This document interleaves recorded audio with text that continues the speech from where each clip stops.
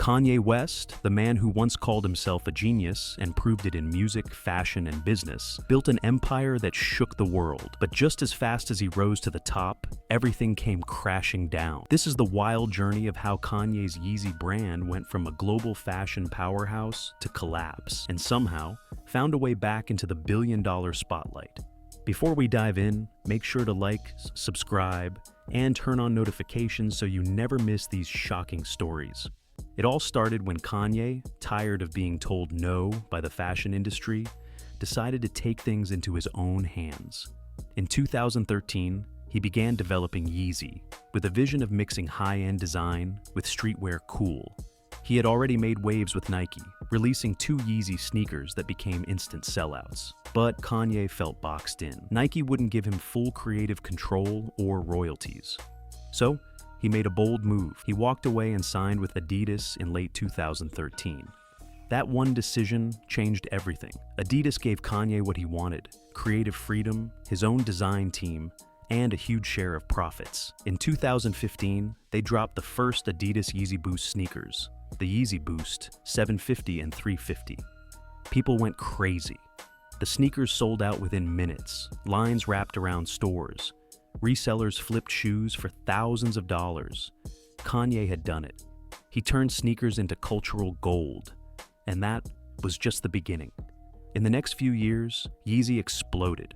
Kanye launched new designs like the Yeezy Boost 350 V2, the 700 Wave Runner, and the Wild Foam Runners. Each one broke the internet. He created not just shoes, but a whole look: earth tones, chunky silhouettes, and minimalistic vibes that reshape street fashion. People who once mocked Kanye now copied his style.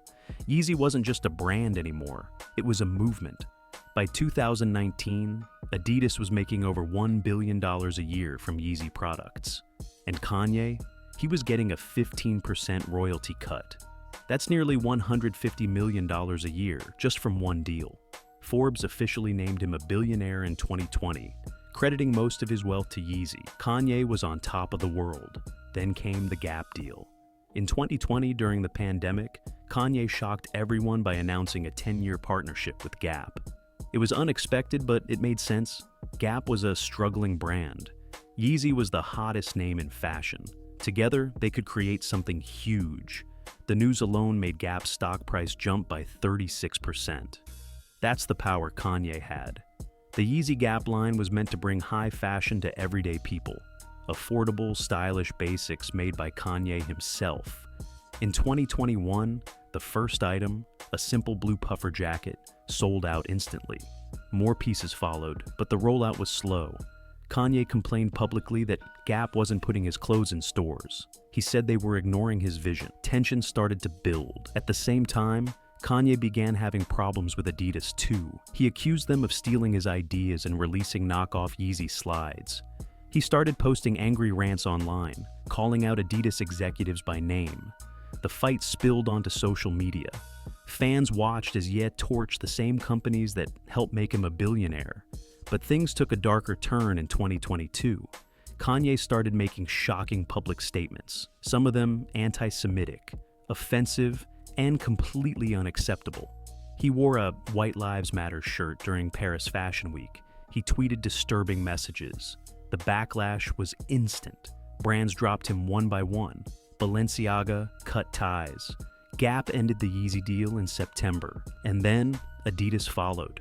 In October 2022, Adidas officially ended its partnership with Kanye, stating his recent behavior violated the company's values. They immediately pulled all Yeezy products from stores. Just like that, a billion-dollar empire was gone. The fallout was brutal. Adidas took a massive financial hit. Billions of dollars in unsold Yeezy inventory, canceled launches, and a damaged brand. Kanye's net worth dropped by $2 billion overnight, according to his own words. Forbes removed him from their billionaire list. What was once a dream empire had turned into ashes. But here's where things get interesting. Despite the collapse, Yeezy still had value. Adidas had over $1 billion worth of Yeezy shoes sitting in warehouses. People still wanted them. So, In 2023, Adidas started selling off that leftover stock. The first drop brought in over $500 million. Later, batches added even more.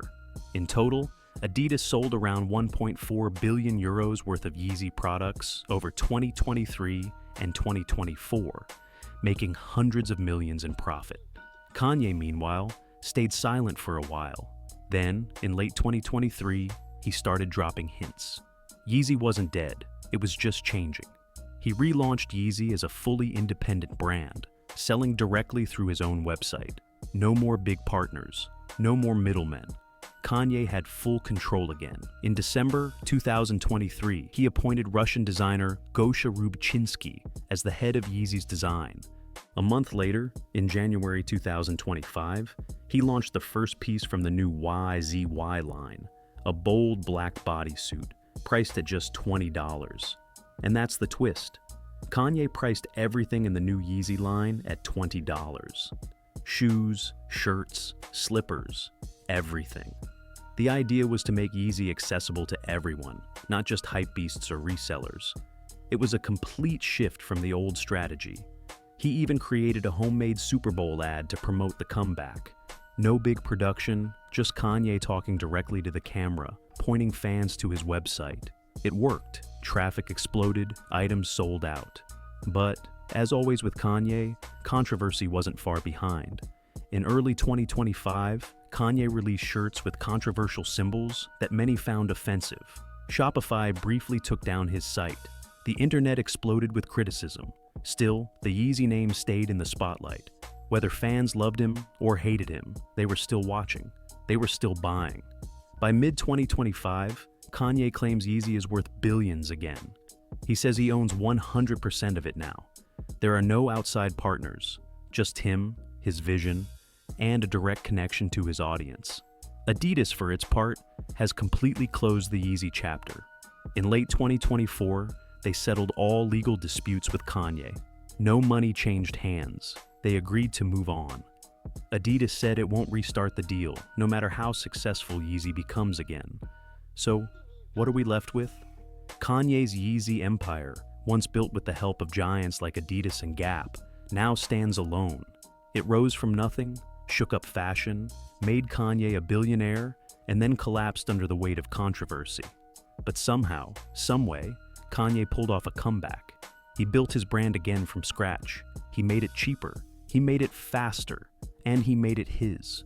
Love him or hate him, you can't deny the man's impact.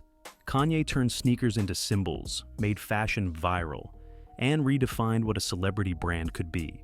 His journey is messy, complicated, and sometimes outrageous. But it's also one of the most fascinating business stories of our time. Kanye West didn't just build a brand, he built a legend. And even after everything that's happened, Yeezy still stands. Damaged maybe, controversial, always, but alive. And right now, it's making noise once again.